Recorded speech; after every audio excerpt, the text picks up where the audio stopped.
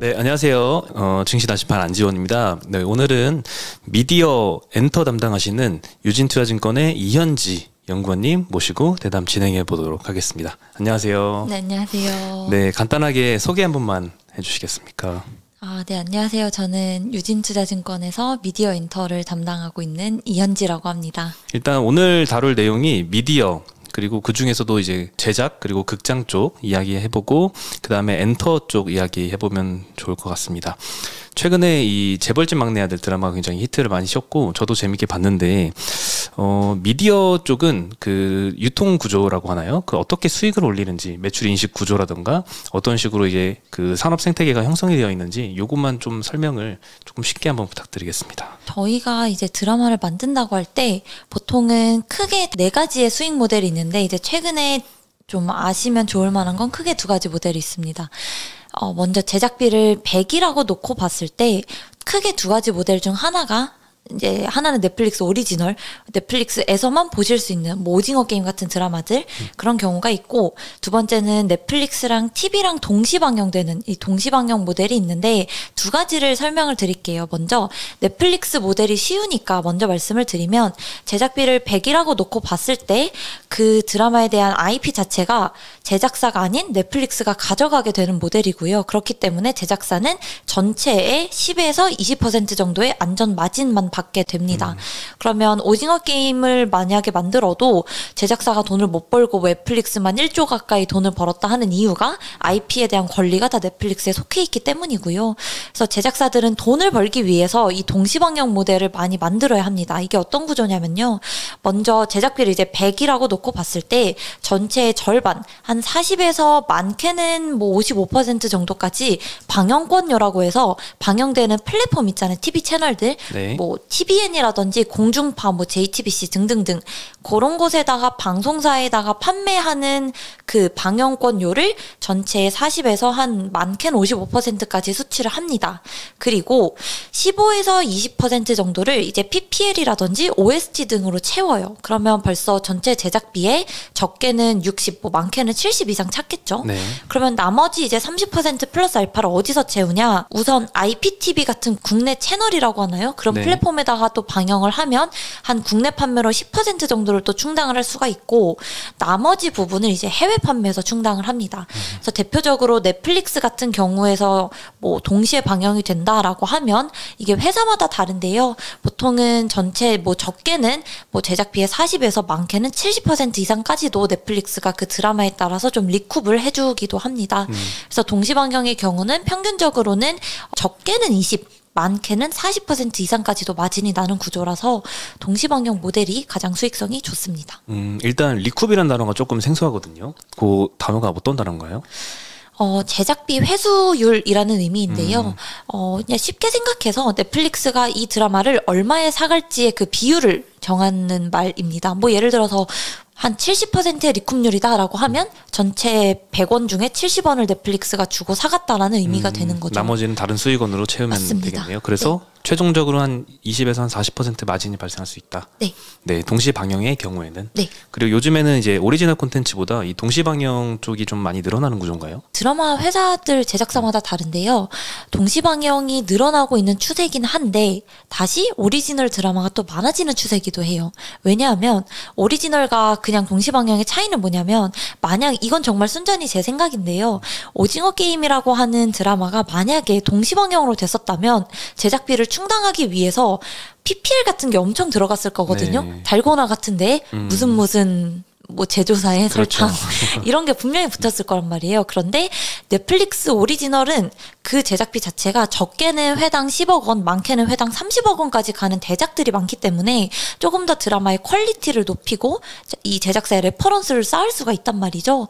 그래서 최근에는 오리지널을 조금 많이 하려고 하는 추세기도 하고요. 특히나 중소 제작사들은 이제 양질의 성장을 해야 하기 때문에 오리지널을 많이 해서 레퍼런스를 쌓고, 이제 대형 제작사 같은 경우는 좀 더 수익성 중심이라서 동시 방영 중심의 그런 작품들을 많이 만들고 있습니다. 혹시나 이렇게 열심히 만들었는데 생각보다 이게 흥행을 못할 경우 있잖아요. 그럴 때는 이 동시 방영보다는 오리지널 콘텐츠가 좀 더 손실을 덜 볼 수 있는 그런 구조겠죠? 대표적으로 지리산의 경우를 생각해 보시면 이해를 하실 수 있는데요. 결론적으로는 제작사는 이미 팔았으면 끝이에요. 지리산이 전체 제작비가 한 330억 정도가 됐었고, 그 중에 70%, 210억을 아이치라고 하는 중국판 넷플릭스에서 사갔거든요, 네. 판권을. 그런데 한국에서 지리산이 굉장히 안 좋았죠, 시청률이. 그럼에도 A스토리는 이미 210억 원 이상을 받았기 때문에 끝난 거예요. 그러니까 동시방영이라는 모델이 이게 뭐 시청률이 잘 나온다고 해서 추가 마진을 더 가져가는 게 아니라 이미 그냥 계약을 그렇게 해버렸기 때문에 사실상 시청률이 안 좋으면 뭐 플랫폼이 안타까운 거죠. 플랫폼이 손실을 떠하는 거죠. 네. 그렇구나. 네, 그리고 저는 사실 개인적으로 미디어나 이제 엔터 쪽에 투자를 잘 안 해봤거든요. 그게 잘 하기가 선뜻 손이 안 나가는 이유가 미래가 잘 명확하게 안 보인다고 해야 될까? 왜냐면 어떤 작품이 흥행할지, 성공할지 실패할지에 따라서 주가 변동이 너무 큰데, 그 예측하는 눈이 일단 저한테는 좀 없는 것 같고, 이 작품 흥행도 전망이 사실 필수적이잖아요. 그래서 담당 애널리스트 같은 경우에는 거의 뭐 작품을 나오면 이 흥행도를 거의 전망을 해야 하지 않을까 싶은데, 뭐 그런 뭐 특별한 노하우나 아니면 어떻게 이 작품의 흥행도를 미리 좀 판단을 할 수 있을까요? 근데 저희도 사람인지라 쉽지는 않아요. 쉽진 않죠. 네, 알 수가 없습니다. 근데 이제 보통은 조금 객관적으로 볼 수 있는 지표가 줄여서 이제 작감배라고 하죠. 작가, 감독, 배우. 어떤 출연진들이 나오냐에 따라 다른데, 특히나 일본이나 중국, 동남아시아 같은 지역은 한국의 그 한류 배우가 굉장히 중요해요. 그래서 어떤 한류 배우가 출연했는지, 그러면 이 드라마는 무조건 해외 판매가 중국, 일본 이런 데로 열릴 수 있겠구나라는 식을 생각해 볼 수 있고, 뭐 그게 아니라면 이제 조금 유명하신 배우들 있잖아요. 꼭 한류 배우가 아니더라도 최근에 좀 유명한 배우 혹은 유명한 작가, 감독, 뭐 김은희 작가님, 김은숙 작가님 이런 유명한 분들 나오면 이거는 최소 이제 제작비가 회당 10억 원 이상은 들어간 대작이겠구나, 이런 식으로 생각을 해보고, 그러면 이 제작사에서는 이 드라마에 조금 사활을 걸고 잘 팔겠구나, 이런 식으로 조금 미리 판단해 볼 수 있고요. 뭐 그게 아니라면 이제 웹툰 원작이라든지 원작이 있는 작품들 있잖아요. 최근에 나온 뭐 재벌집도 마찬가지고, 뭐 금수저, 그런 원작이 있는 드라마들은 흥행이 담보됐으니까 성공 가능성이 조금 높을 수 있겠다, 뭐 요런 식으로는 생각을 해볼 수 있을 것 같습니다. 사실 그 장기 투자보다는 단기적으로 뭐 작품의 흥행도에 따라서 매도 여부를 좀 자주 결정을 해야 될 것 같다는 생각이 들거든요. 미디어 업종은. 뭐 어떤가요? 실제로 뭐 장기 투자가 해도 괜찮은 섹터라고 생각을 하시나요? 그럼요. 저희 장기적으로도 너무 좋아요. 이게 좋다는 게 그냥 좋다는 게 아니고요. 단기로도 좋고 장기로도 좋아요. 그런데 어떻게 보냐의 차이인데, 그냥 드라마 하나, 예를 들어서 내가 뭐 콘텐츠리 중앙이라는 회사를 그렇게 좋아하진 않지만 재벌집 막내 아들이란 드라마가 너무 재밌다. 그러면 단기 투자를 해볼 수도 있는 거고요. 그냥 드라마 흥행에 따라서 움직이지만 장기적으로도 볼 수 있는 이유는, 지금 드라마도 그렇고 뒤에 말씀드리겠지만 엔터도 그렇고 이 미디어 산업 자체가 이제서야 성장기에 도약을 했고, 이 둘의 공통점은 이제 올해부터 미국이라는 시장에 진출한다는 공통점이 있습니다. 미국은 전 세계에서 가장 큰 1등 가는 미디어 엔터 시장이기 때문에 이 시장에 진출을 하는 것부터가 굉장히 마진을 많이 수취할 수 있는 그 지역 확장이 된다는 의미거든요. 그런 걸 봤을 때 지금이야 이제 뭐 그렇게 이게 뭐 얼마나 돈이 될까 하는데, 생각해 보시면 이제 성장 단계이기 때문에 앞으로 장기로 너무너무 성장 가능성이 무궁무진합니다. 그래서 시야를 어떻게 두냐에 따라서 투자 시점이 달라질 것 같아요. 사실 우리나라의 콘텐츠 경쟁력이 굉장히 좀 많이 커지고 있는 상황이긴 하죠. 흥행도도 굉장히 높고. 근데 미국에서 우리나라 콘텐츠들의 위상은 어떤가요? 요즘에 많이 그렇게 인기가 많은가요? 생각보다 별로 인기가 없을 것 같잖아요. 보통은 그렇게 생각을 하는데, 생각보다 K 콘텐츠의 반응이 굉장히 뜨겁습니다. 미국 시장에서요? 네. 대표적인 예로 말씀을 드리면, 우선 스튜디오 드래곤이라는 회사가 그 호텔 델루나라고 하는 작품을 아실 텐데요. 그 작품을 이제 미국에서 리메이크를 준비하고 있습니다. 한국 드라마가 미국에서 그렇게 리메이크가 된 게 사실상 그렇게 많지가 않아요. 사례가 옛날에 굿닥터 정도가 있을 텐데, 이게 지금 우영우로 이어지는 그림도 그렇고, 우영우도 미국에서 리메이크 제의가 굉장히 많이 들어오고 있는 상황이거든요. 그리고 뭐 말씀드린 호텔 델루나도 마찬가지고, 뭐 엔터는 더 이제 K-팝의 위상이 더 높아지기 때문에 사실 방탄소년단 외에도 다른 가수들이 미국에서 이제 최대 공연장인 스테디움급에 올해 막 들어가고 있거든요.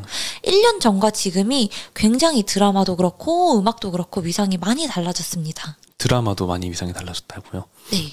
그럼 미국 이외에 다른 시장은 또 어떤 시장이 우리 제작사들한테 좀 중요한 시장인가요?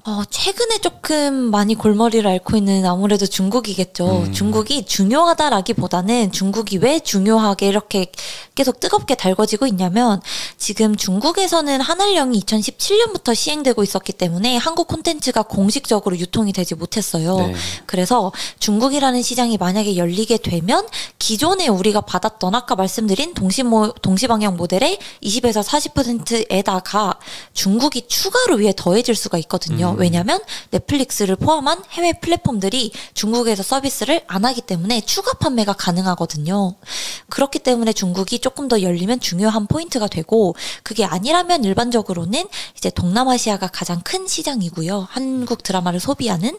그리고 참 놀랍게도 동남아시아에서 이제 뭐 넷플릭스 전체 국가별로 탑10 콘텐츠를 살펴보면 동남아시아 대부분의 국가에서 한국 드라마가 상위 7개, 8개를 차지해요. 동남아 시장에서요? 네, 우리도 안 보는 드라마를 동남아에서는 엄청 되게 열심히 보고 있고요. 아무래도 동남아시아가 지금 인구만 하더라도 엄청나게 많잖아요. 그리고 왜 한국 드라마가 계속 중요하냐가 조금 더 연결해서 말씀드리면 이런 넷플릭스, 디즈니 같은 플랫폼들이 북미 시장은 이미 포화 상태예요. 그래서 거기서 더 이상의 성장률을 내기가 힘들기 때문에 이제 새로운 떠오르는 시장 동남아로 가자. 그런데 동남아를 사로잡으려면 한국 콘텐츠를 잡아야 하기 때문에 그래서 한국 콘텐츠에 관심들이 많은 거거든요.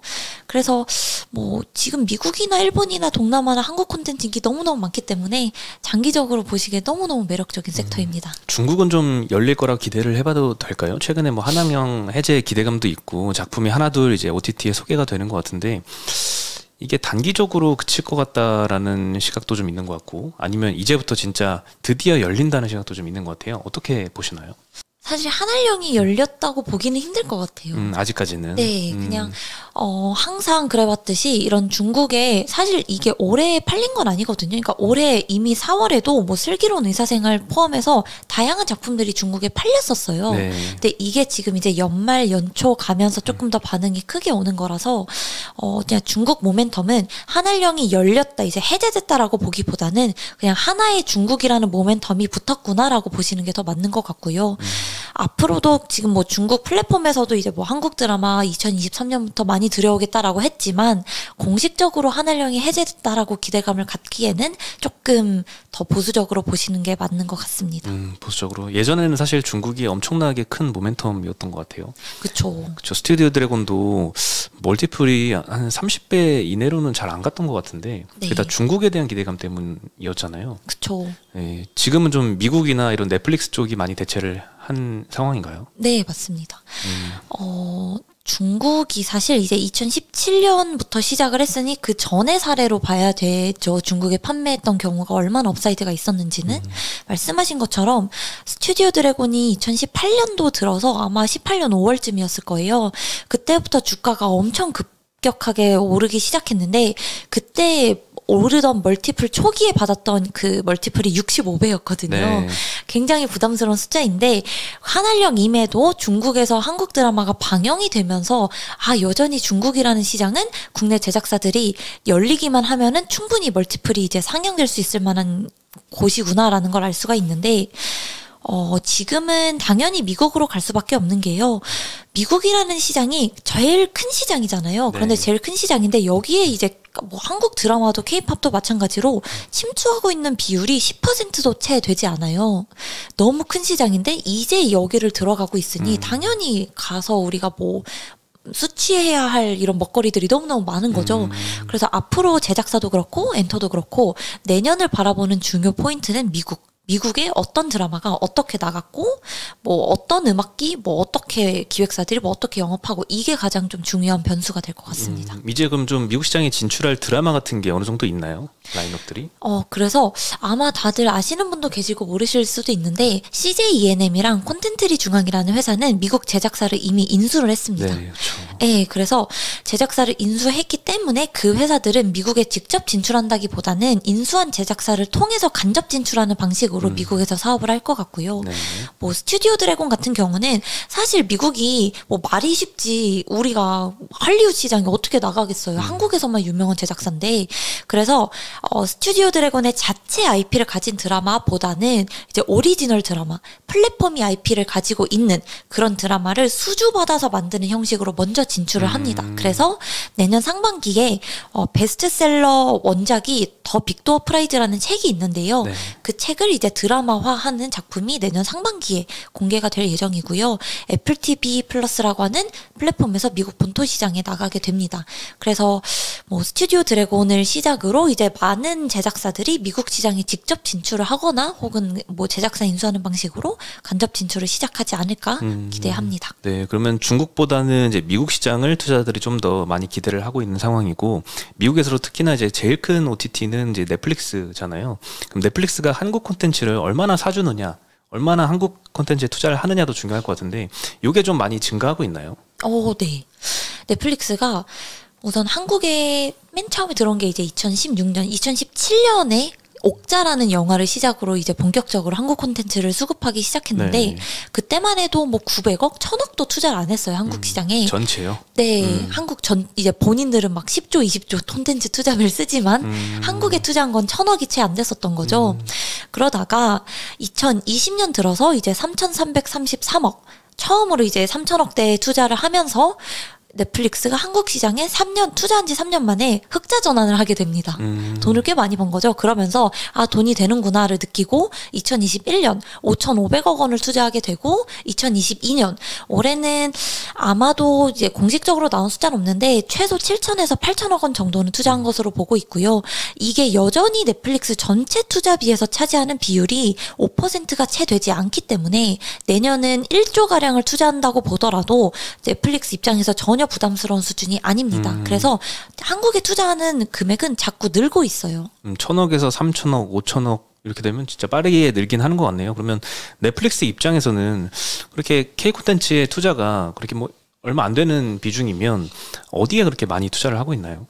아무래도 미국이 제일 크겠죠. 그 이유가 미국이 지금 성장성이 안 나온다고 하더라도 여전히 제일 큰 시장이고 회당 한국 시장에 이렇게 금액이 작을 수밖에 없는 이유가요. 한국은 지금 제일 비싼 드라마가 회당 30억이에요.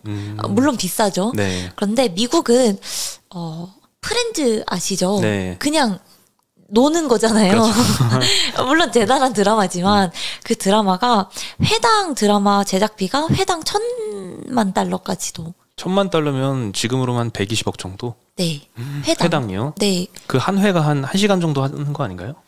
1시간이 안 되죠? 안 되죠. 네. 그런데도. 근데 그거 굉장히 옛날 드라마 아니에요? 90년대? 맞아요. 그때 당시에 120억을 썼다는 건가요?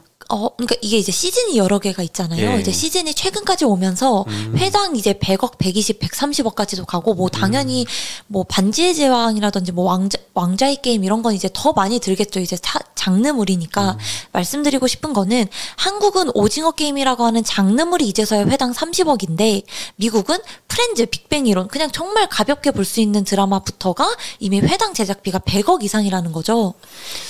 참 신기하네요. 이게 사실상 그렇게 많은 돈이 어디로 가는 건가? 다 배우들 인건비로 가는 건지. 맞습니다. 맞나요? 네, 맞습니다. 이게 뭐 아바타처럼 엄청난 CG가 필요한 것도 아닐 것 같은데. 네.